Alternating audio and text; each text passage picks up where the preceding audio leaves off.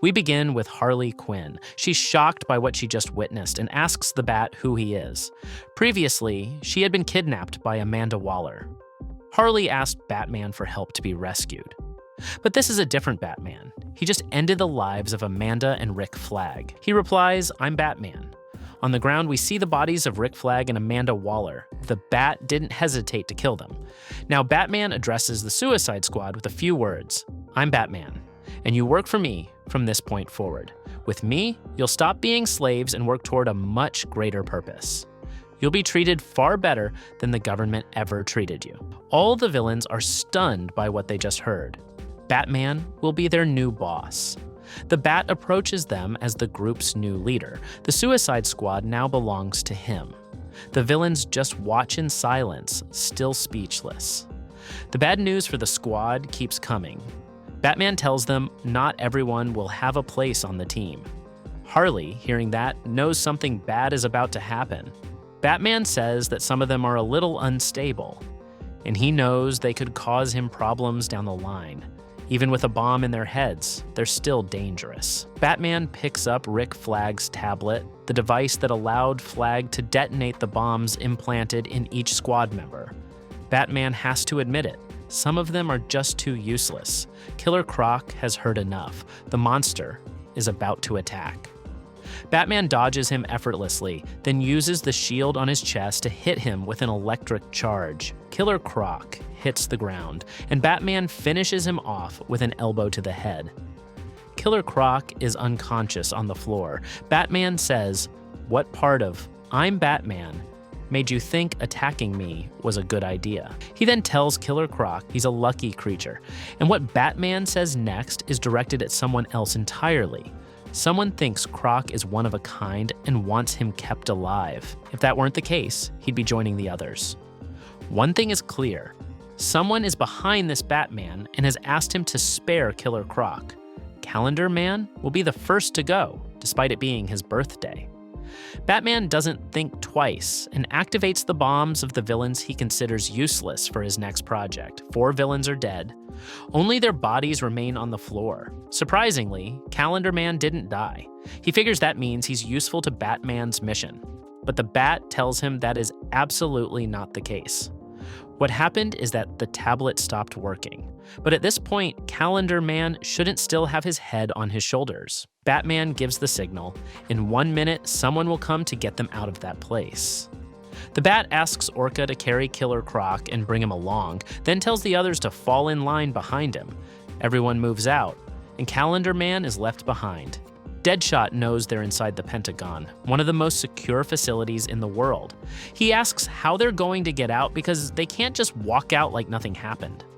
Batman is fully aware of the situation, which is why he didn't come alone. The villains have exited the facility, and once outside, they start to celebrate. Someone arrives in a helicopter. Batman orders everyone to get in. He knows reinforcements will be arriving soon, so they don't have much time. The Bat tells his men to keep eyes on the Suicide Squad at all times. They are valuable to his plan and must stay alive. But if any of them starts causing trouble, his men are free to shoot them somewhere non-vital. Before he continues giving instructions, he goes quiet.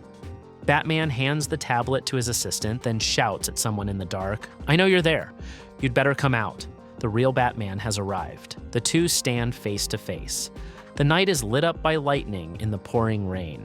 Captain Boomerang asks what all of this is. The Batman impostor tells the original that he didn't expect them to meet this way. He wanted their encounter to be a bit more exciting.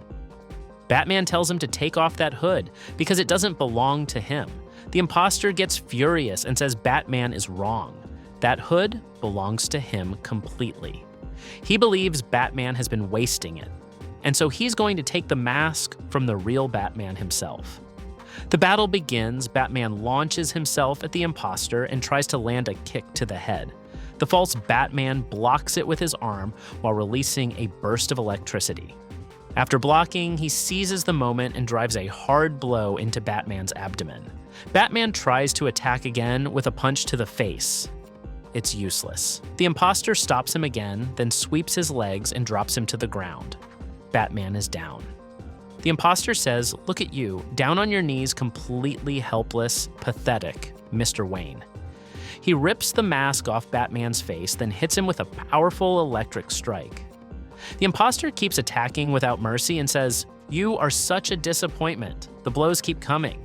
Batman can't do anything to defend himself. Fortunately for the Bat, his assistant steps in and interrupts the impostor. The impostor turns and looks at the assistant with rage, asking, "Do you really think it's a good idea to interrupt this?" The assistant is speechless. The impostor turns back to Batman.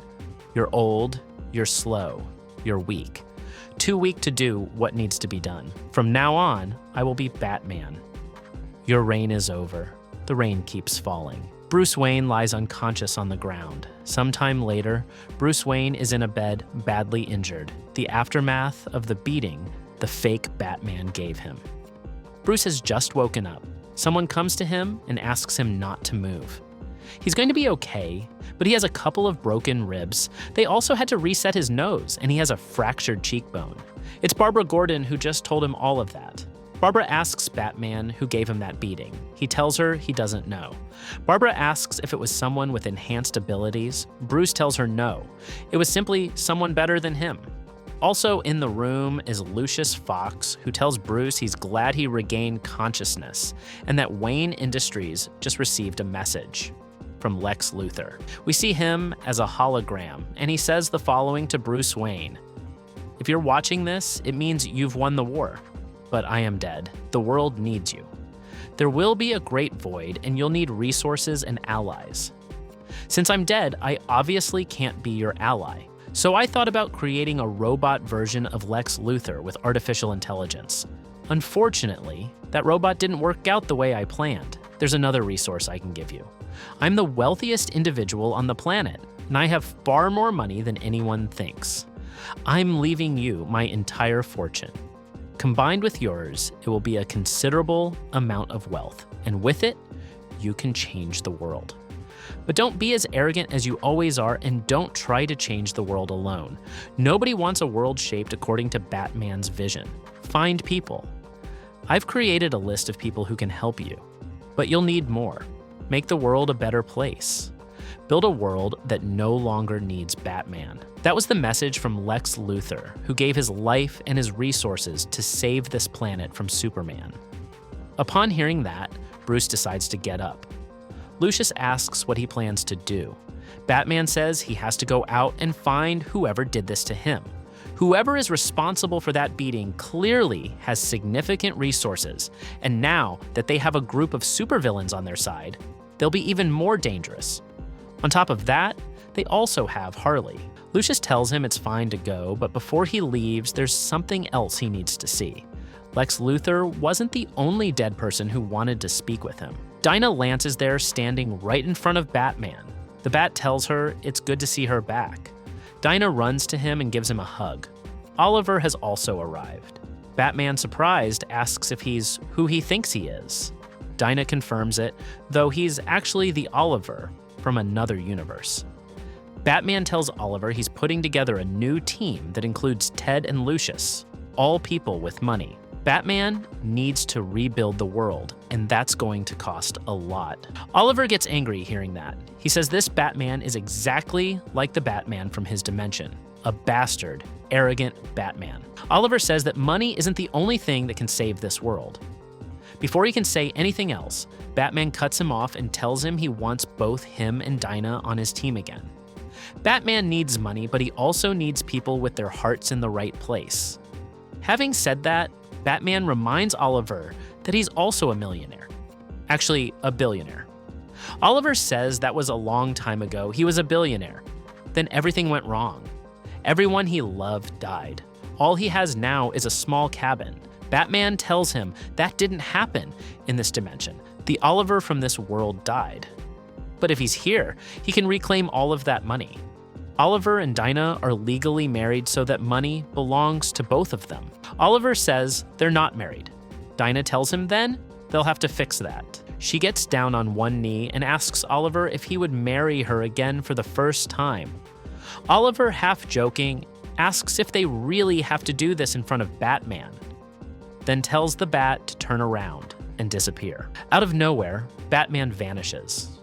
Oliver wonders how he always does that. Dinah tells him she's still on one knee, waiting for an answer. Oliver gets down on one knee too and tells Dinah, all right, he wants to marry her again, for the first time. Barbara walks in with Dinah's son. The boy asks what's going on. She tells him the two of them are getting married. Connor makes a strange face. Just as this romantic moment is unfolding, alarms go off. Connor asks what that is. Barbara says it's the alarm from Superman's prison. Batman immediately gets in contact with Turpin and asks him to brief them on the situation. Turpin tells them the prison has lost power. Batman, alarmed, says that can't be. If the prison loses power, Superman could escape. But something doesn't add up. Superman's prison isn't connected to the main grid, so how did it lose electricity? On top of that, they have multiple backup generators for exactly this kind of situation. Turpin says everything just went dark out of nowhere. Someone is shutting them down. This is no accident. It's a precise, targeted attack. All of Turpin's guards are moving in to lock everything down so no one can get in or out. Barbara asks about Superman's cell. What's happening in there? What can they see? Turpin tells her he can't see anything. The prison cameras have gone dark. Diagnostics show the red sun energy is at 35% and dropping. Meanwhile, in Superman's cell, the Man of Steel is slowly regaining his powers. Realizing what's happening, he slams his fist into the prison glass and shatters it.